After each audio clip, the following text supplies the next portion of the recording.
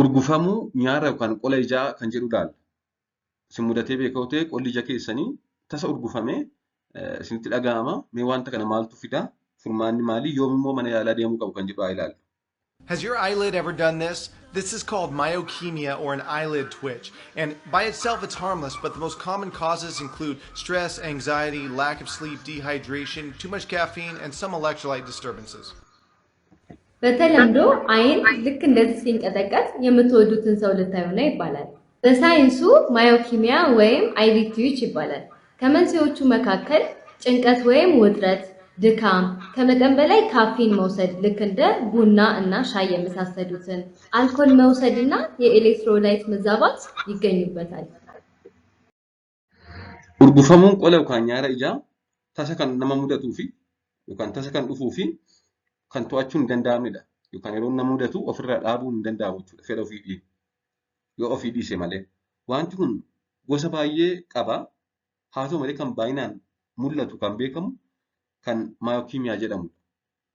Inni kun egaa qola ijaa isa olii yookaan isa gadiis ta'uu danda'a kan inni akka mul'atu taasisu. Haa ta'u malee yeroo hedduu ija tokko qofa irratti kan mul'atudha. Yeroo xiqqoofis qofa qola ijaa yookaan nyaara ijaa urgufee dhiisuu danda'a. Namarras turuu danda'a. Akkasumas immoo guyyaattis namatti deddeebi'uu danda'a. Yeroo hedduu jechuudha. Yookaan immoo takka ammas dhufee dhiisuu danda'a. Inni maayokimiyaa jedhama kun. Inni garbiroon benign essential blepharospasm jedhama. Inni kun ammoo yeroo iji lamaan amma libsachuu dabalaa deemu. Jechuunis ariitiin amma libsachuu dabalaa deemuudhaan dhumarratti nyaarri ijaa yookaan qolli ijaa walitti cufachuudhaan ijallee banachuun dadhabamudha. Inni sadaffaan hemifacial spasm jedhama. Inni kun ammoo qola ijaa dabalatee fuulli gam tokkoon guutummaatti yeroo urgufamudha.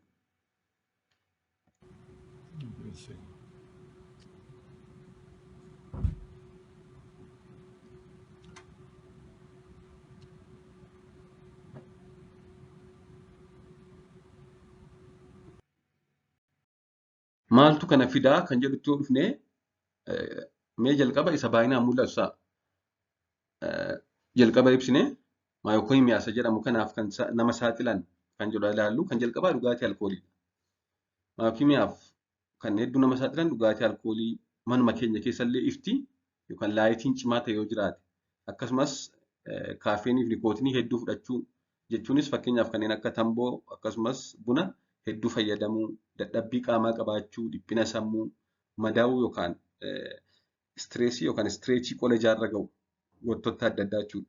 Akkasumas jijjiiramuu qilleensaa kanaaf nama saaxiluu danda'u. Isa benign essential blepharospasm jedhamuuf wanti nama saaxilu hedduun beekamu.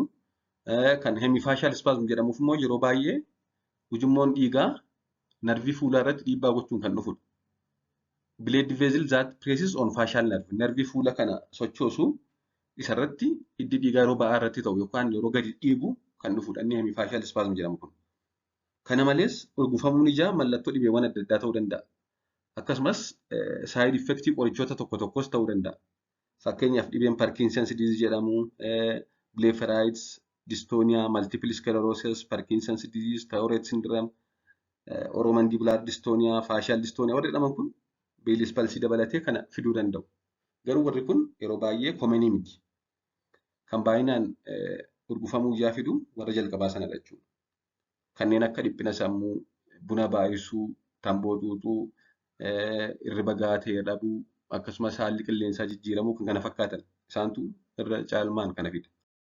Gara furmaataadhaan kan jalqabaa sun yeroo hedduu rakkoon fidu boqonnaa gahaa taasisuu, irriba gahaa rafuu, dhiphina sammuu hir'isuu fi akkasumas wanta kanaaf nama saaxilan kanneen akka tamboo, bunaaf dhugaatii alkoolii hir'isuun furmaataadha. Haa ta'u malee yoo torban tokko keessatti hin dhiisu ta'e, torban tokko ol yoo namarra ture, yeroo urgufamu immoo kan guutummaatti cufatu yoo ta'e, iji kun urgufamee dhiisuu dhiisee guutummaatti ija keenya cufee ija banachuu dadhabna yoo ta'e, fuulli waliin in urgufama yoo ta'e, iji diimatee dhiitee jira yoo ta'e, qolli ijaa olii yoo gadi siqee yookaan guutummaa guutuutti banamuu didee mana yaalaa deemanii qoratamuun barbaachisaadha. Galatoomaa turtii gaarii.